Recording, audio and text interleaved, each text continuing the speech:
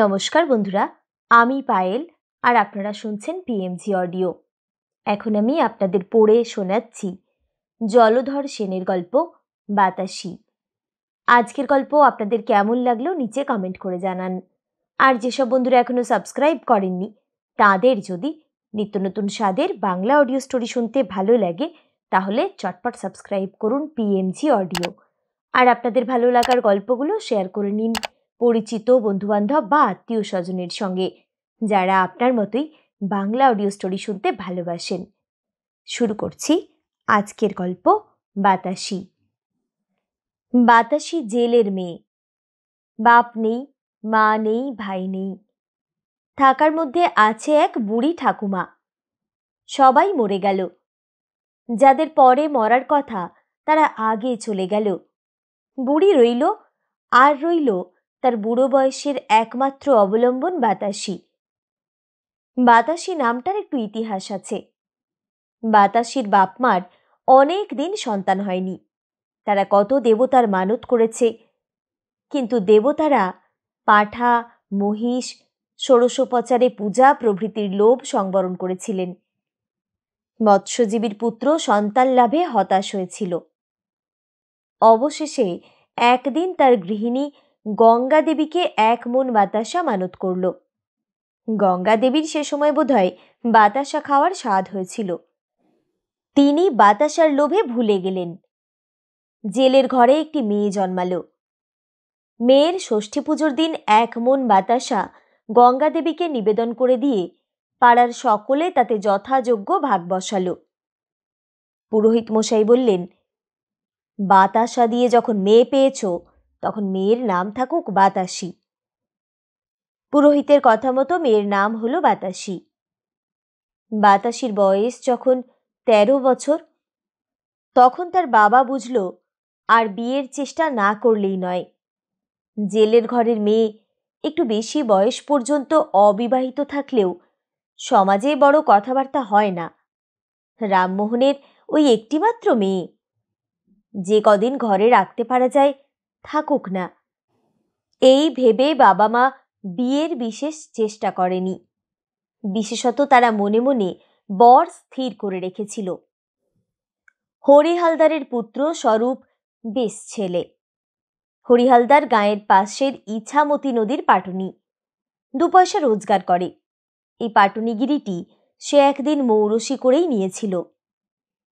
ঘাট ডাকের সময় গ্রামের আর কেউ ডাকত না। হরি যাহোক দিয়ে ঘাট ইজারা নিত। বাতাসির বাবা মার স্বরূপের সঙ্গেই কন্যার বিয়ে দেওয়ার ইচ্ছে ছিল। এতদিন কথাটি বলি বলি করে বলা হয়নি। এখন মেয়ে 13 বছরে পড়ল, সুতরাং আর অপেক্ষা করা সঙ্গত নয়। রামমোহন প্রস্তাব করল। হরি আনন্দে সম্মত হল। মেয়ে সুন্দরী। স্বরূপের সঙ্গে বাতাসি শৈশবে কত খেলা করেছে, নৌকোয় চড়েছে, দুজনে খুব ভাব। কিন্তু বিয়ের কাল বিলম্ব হল। স্বরূপের তখন 20 বছর বয়স। জোড় বছরে ছেলের বিয়ে দিতে স্বরূপের মায়ের আপত্তি হল। রামমোহন বলল, বেশ, এত তাড়াতাড়ি কি, 1 বছর পরেই বিয়ে হবে।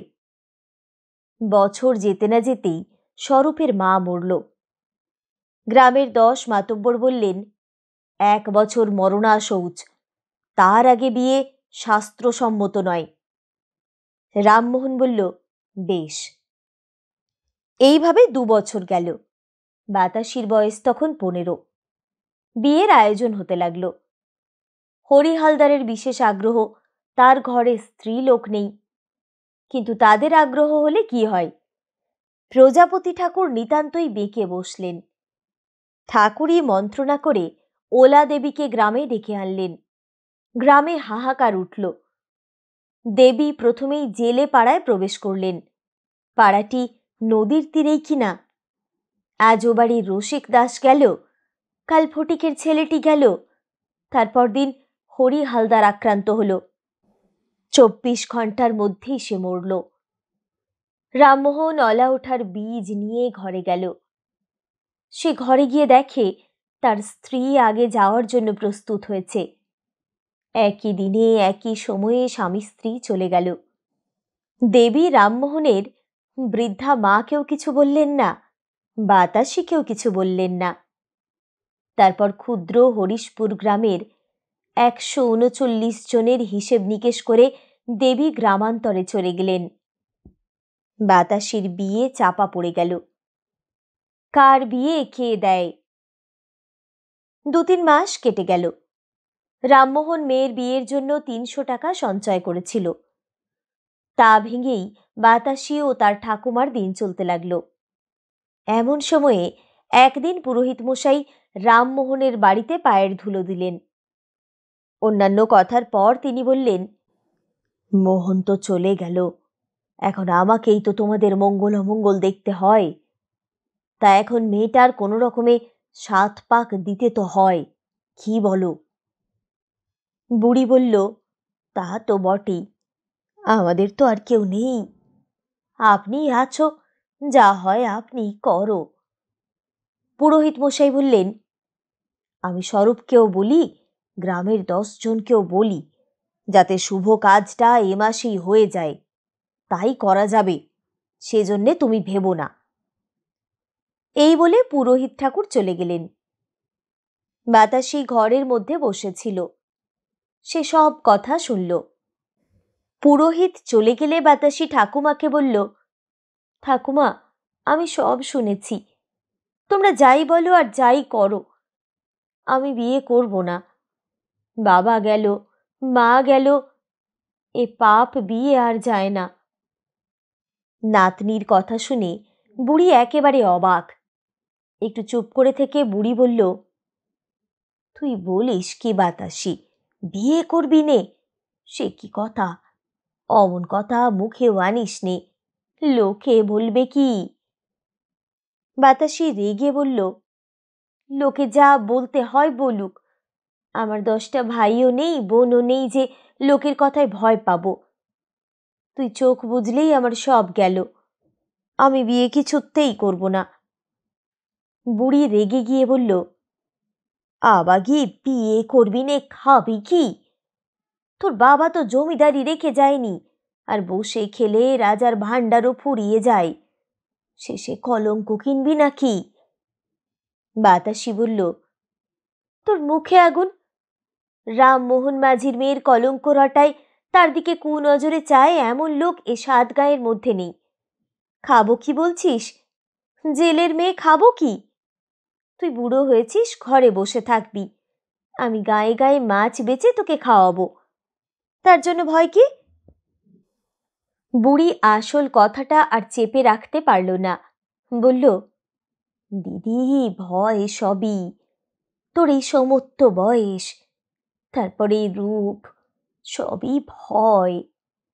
এত বড় মেয়ে কি আই বুড়ো থাকতে আছে না কেউ থাকে? বাতাসি বলল, তা তুই যা বল ঠাকুমা, আমি এ জন্মে আর বিয়ে করছি নে। বুড়ি বলল, কেন, স্বরূপকে কি মনে ধরে না? তা তাকে বিয়ে না করিস, অন্য বর দেখি। বাতাসি বলল, তুই ফের যদি বিয়ের কথা বলবি, তাহলে আমার যেদিকে 2 চোখ যাবে সেই দিকেই চলে যাব। বুড়ি তখন বিমর্ষভাবে বলল, তা আমি তো আর তোর সঙ্গে কথায় পেরে উঠব না, যাই তোর বরের কাছে, সে যদি পারে। বুড়ি সত্যি সত্যি স্বরূপের বাড়ি গেল, তাকে সমস্ত কথা খুলে বলল। স্বরূপ কিছুক্ষণ চিন্তা করে বলল, ঠাকুমা, তুমি ঘরে যাও, আমি বাতাসির মন বুঝব। স্বরূপ অনেক চেষ্টা করেছে, অনেক কথা বুঝিয়েছে। বাতাসির সেই এক কথা, আমি বিয়ে করব না, তোমাকেও না, আর কাউকে না। একদিন স্বরূপ বাতাসিকে বলল, দেখো বাতাসি, তোমার জন্য আমি এতদিন বসে আছি, আমার এই সংসারে কেউ নেই, তুমি কি মনে করো আমি তোমায় ভালোবাসি নে? তুমি কি ভাবো আমি তোমার যত্ন করব না? বাতাসি, আমি তোমায় দিনরাত ভাবি, ঝড় বৃষ্টিতে রাত্রিতে যখন নদীতে লোক পার করতে যাই, তখন তোমার মুখ মনে করেই আমি বল পাই। যখন খালি ঘরে আধার রেতে একলা রাঁধি বাড়ি, তখনও তোমার কথাই মনে করি। কতদিন তোমার কথা ভাবতে ভাবতে রাত হয়ে যায়, আর রাঁধিনে, না খেয়েই পড়ে থাকি।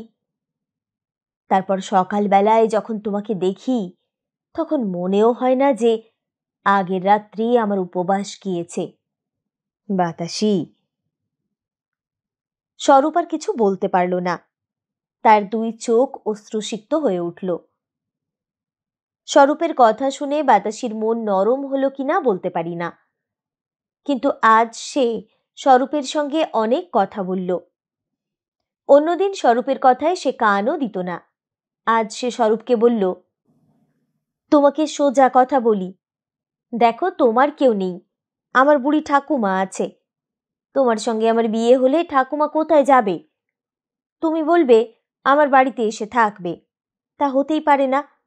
রামমোহন মাঝির মা দুটো ভাতের জন্য তার নাত জামাইয়ের বাড়িতে থাকবে, তা আমি কিছুতেই সইতে পারবো না। আমি নিজে রোজগার করে আমার ঠাকুমাকে খাওয়াবো, তাকে তোমার দৌড়ে আসতে দেব কেন? অহংকারী বলো আর যাই বলো, তোমায় আমি বলছি, আমার যে কথা সেই কাজ। হয়তো তুমি বলবে তুমি আমাদের বাড়ি এসে থাকবে। তোমাকে ভালোবাসি আর নাই বাসি, তুমি ঘর জামাই হতে যাবে কেন? যে নিজের বাপের ভিটে ছেড়ে বিয়ের লোভে ঘর জামাই হতে চাই, আমি তাকে বিয়ে করব না। তুমি আর আমাকে কিছু বলো না। এরপর থেকে তুমি যদি আমার বিয়ের কথা তোলো, তোমার সঙ্গে আমি কথাও বলবো না। স্বরূপ নির্বাক হয়ে বাতাসির কথা শুনল। তার কথা শেষ হলে স্বরূপ কি বলতে যাচ্ছিল, কিন্তু বাতাসি তাড়াতাড়ি ঘরে চলে গেল। স্বরূপ কি ভাবতে ভাবতে খেয়া নৌকোয় গিয়ে বসল। বাতাসি এখন মাছ বিক্রি করে বেড়ায়। নদীর তীরে তীরে ঘুরে জেলেদের কাছ থেকে সে মাছ কিনে ওপারের হাটে যায়। সেখানে মাছ বিক্রি করে হাটের পরে আবার নদী পার হয়ে ঘরে আসে। প্রথম প্রথম কয়েকদিন সে স্বরূপের নৌকোতেই পার হতো। স্বরূপও সুবিধে পেলে বাতাসিকে কত কথাই বলতো। বাতাসি কোনো কথার উত্তর দিত না। 1 মাস পরে একদিন বাতাসি মাসের পারের পয়সা 4 আনা স্বরূপকে দিতে গেল। স্বরূপ পয়সা নিয়ে জলে ফেলে দিল। তারপর বলল, বাতাসি তুমি কি মানুষ? কি বলে আমায় পারের পয়সা দিতে এলে? বাতাসি এ কথার আর উত্তর দিল না, চুপ করে ঘরে চলে গেল। সেদিন থেকে সে স্বরূপের ঘাটে আর পের হতো না।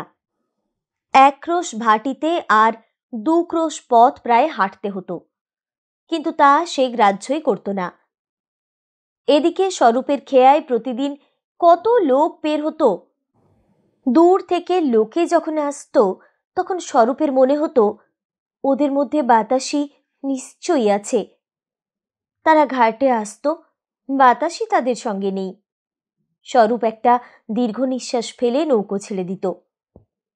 কতদিন সে নৌকো নিয়ে বসে থাকতো, তার বুক ভেঙে কান্না আসতো। বাতাসিকে পার করার জন্য কত আগ্রহে পথের দিকে চেয়ে বসে থাকতো। দিনের পর দিন গেল, বাতাসি আর পের হওয়ার জন্য আসে না। সন্ধ্যের সময় যখন পাড়ের লোক আসতো না, স্বরূপ তখন নৌকোয় বসেই আকাশ পাতাল ভাবত। একটু শব্দ হলেই পাড়ের দিকে চেয়ে দেখত। তার মনে হতো এইবার হয়তো বাতাসি আসছে। এমনি করেই কিছুদিন গেল। একদিন অপরাহ্নে বড় ঝড় উঠল। বেলা 3টে থেকে আকাশে মেঘ হচ্ছিল। 4টে বাজতে না বাজতেই ঝড় উঠল। যেমন ঝড় তেমনই বৃষ্টি। ইছামতি নদী গর্জন করতে লাগলো। চারিদিক অন্ধকার হয়ে গেল। আকাশে প্রলয়ের মেঘ গর্জন করতে লাগলো। স্বরূপ খেয়া নৌকোখানি ডবল কাছি দিয়ে তীরে সংলগ্ন করল। বৃষ্টিতে তার কাপড় ভিজে গেল। সে তখন তাড়াতাড়ি তার কুটিরে গিয়ে আশ্রয় নিল। ভিজে কাপড় ছেড়ে এক ছিলিম তামাক সেজে স্বরূপ ধূমপানের আয়োজন করছে, এমন সময়ে বাইরে যেন একটা শব্দ হলো। স্বরূপ কান পেতে শুনল, কে যেন ঘরের পাশে এসে দাঁড়ালো। তারপরেই অত্যন্ত কোমল কণ্ঠে কে ডাকল, স্বরূপ! এই যে চেনা গলা, এই কণ্ঠস্বর শোনার জন্য যে স্বরূপ আজ কত দিন কান পেতে প্রতীক্ষা করছিল। কিন্তু আজ এ কি, এমন অসময়ে, এই দুর্যোগে প্রবল ঝড় বৃষ্টি মাথায় করে বাতাসি আসবে কেন? না না, বাতাসি নয়। স্বরূপের মনে হলো তার ভ্রম হচ্ছে। এই ঝড়ে দুর্দিনে বাতাসি তার কুটিরের দরজায় আসবে, তাও কি হয়? তবুও স্বরূপ কান পেতে রইল। হায় রে মোহ! এবার শব্দটা আরো একটু স্পষ্ট হলো। কে ডাকলো? স্বরূপ! স্বরূপ, ঘরে আছো? আর তো কোনো সংশয় নেই, এ নিশ্চয়ই বাতাসির কণ্ঠস্বর। স্বরূপ তাড়াতাড়ি হুঁকো রেখে দরজা খুলল। দেখল দরজার সামনে বাতাসি একটা ঝুড়ি মাথায় করে দাঁড়িয়ে আছে। তার সর্বাঙ্গ সিক্ত ও কাদামাখা। স্বরূপ আর বাতাসিকে কোনো কথা বলার অবকাশ দিল না। তাড়াতাড়ি তার মাথা থেকে মাছের ঝুড়ি নামিয়ে নিল এবং তার হাত ধরে ঘরের মধ্যে টেনে আনল। তারপর সে চুপ করে দাঁড়িয়ে থাকল। তখন বাতাসি বলল, স্বরূপ, আমায় পার করে দেবে? আমাকে এখনই ওপারে যেতে হবে। পার? এমন ভয়ানক দুর্যোগে? এই ঝড়ে পার? বাতাসি বলে কি? এই প্রলয়ের ঝড়ে পার করতে হবে? তাও যাকে তাকে নয়, বাতাসিকে। বাতাসি বলে কি? স্বরূপ হয়তো কথাটা শুনতে পায়নি মনে করে বাতাসি আবার বলল, স্বরূপ, আমায় পার করে দেবে? স্বরূপ বলল, বাতাসি, তোমাকে পার করাবার জন্য তো আমি দিন রাত পথ চেয়ে বসে আছি। তুমি তো আমার খেয়ায় পার হতে আসো না বাতাসি। বাতাসি কোমল স্বরে বলল, স্বরূপ, আমাকে 5টার মধ্যে এই মাছ ওপারে মুখুজ্জে বাবুদের বাড়িতে দিতে হবে। 3 টাকা বায়না নিয়েছি, আমাকে যেতেই হবে। হোঘাটে গিয়েছিলাম, তারা এ ঝড়ে খেয়া দেবে না, তাই বিপদে পড়ে তোমার কাছে এসেছি। তুমি আমায় পার করে দাও। আজকের এই ঝড়ে তুমি ছাড়া আর কেউ পারে যেতে সাহস করবে না। এই বলে বাতাসি স্বরূপের মুখের দিকে চাইল। স্বরূপ এমন রূপ আর কখনো দেখেনি, এমন কথাও আর কখনো শোনেনি। সে বলল, বাতাসি, তোমায় পারে নিয়ে যাব, তার আর কথা কি? কিন্তু তোমার না গেলে হয় না। তুমি এইখানে থাকো, আমি ওপারে মাছ পৌঁছে দিয়ে আসি। বড় তুফান বাতাসি, আজ বড় তুফান। বাতাসি বলল, তা হবে না স্বরূপ, তুমি যে একলা এই ঝড়ে আমার জন্য পারে যাবে তা হবে না, আমিও যাব। চলো, আর দেরি করো না, ঝড় ক্রমেই বাড়ছে। স্বরূপ বলল, বাতাসি, আমার জন্য তোমার ভয়? এই কথা তো আর কখনো বলনি। চলো, আজ তোমাকে পারে নিয়ে যাই। স্বরূপ হালদার আজ ঝড়ের সঙ্গে লড়াই করে পাড়ি মেরে দেবে। চলো, আজই তোমায় নিয়ে পারে যাবার সময়। স্বরূপের 2 চোখ দিয়ে আগুন বের হচ্ছিল। সে তখন মাছের ঝুড়ি মাথায় তুলে নিল। বাতাসি 2খানা বৈঠা নিল। নদীর মধ্যে কি যাওয়া যায়? অনেক কষ্টে তারা নৌকোয় উঠল। স্বরূপ একবার আকাশের দিকে চাইল, তারপর নৌকোর কাছি খুলে দিল। নৌকো নেচে উঠল। স্বরূপ বলল, বাতাসি, ওখানে নয়, আমার এই হালের কাছে এসে বসো। দেখো স্বরূপ তোমায় পারে নিয়ে যেতে পারে কিনা। সত্যি সত্যি স্বরূপ আজ ঝড়ের সঙ্গে যুদ্ধ করতে করতে এগিয়ে যেতে লাগলো। বাতাসি থেকে থেকেই বলে ওঠে, বাঁয়ে স্বরূপ, বাঁয়ে টান রেখো, ওই ঢেউটা কেটে ওঠো। আর বিহ্বল দৃষ্টিতে সে এক একবার স্বরূপের দিকে চায়। কি অপূর্ব কৌশল, কি আশ্চর্য শক্তি!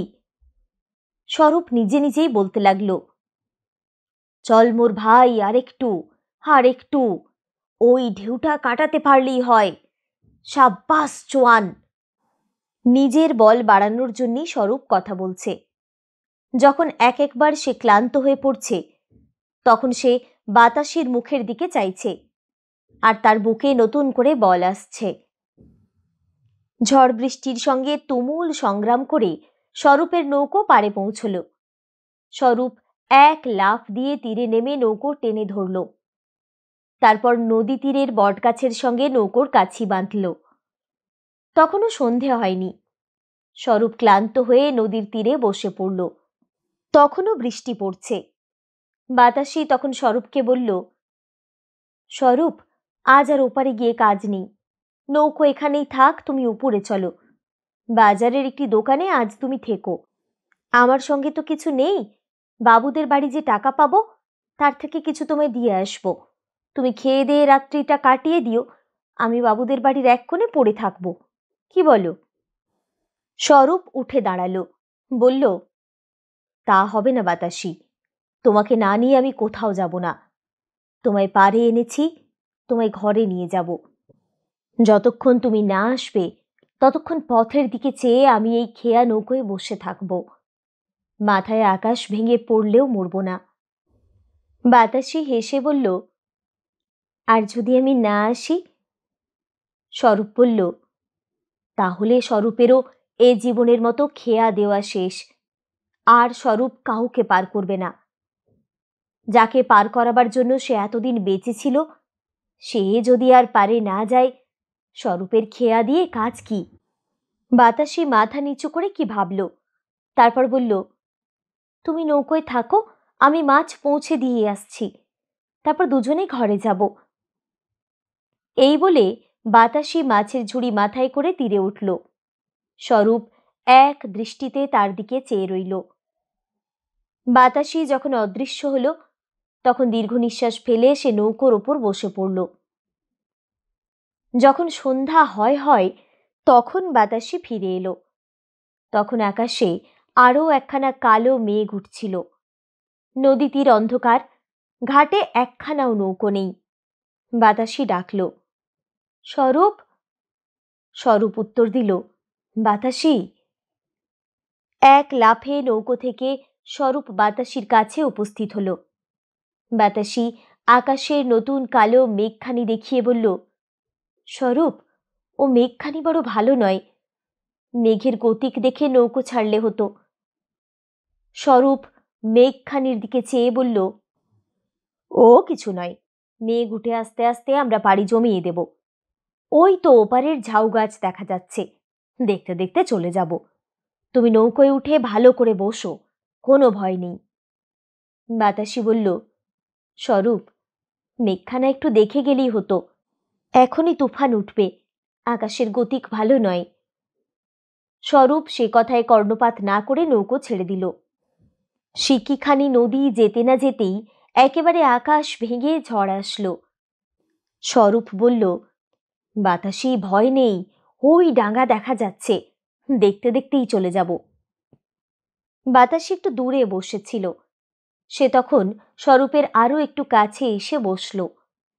স্বরূপ সিংহ বিক্রমে হাল চালাতে লাগল। এমন সময়ে হঠাৎ হালখানি ভেঙে গেল।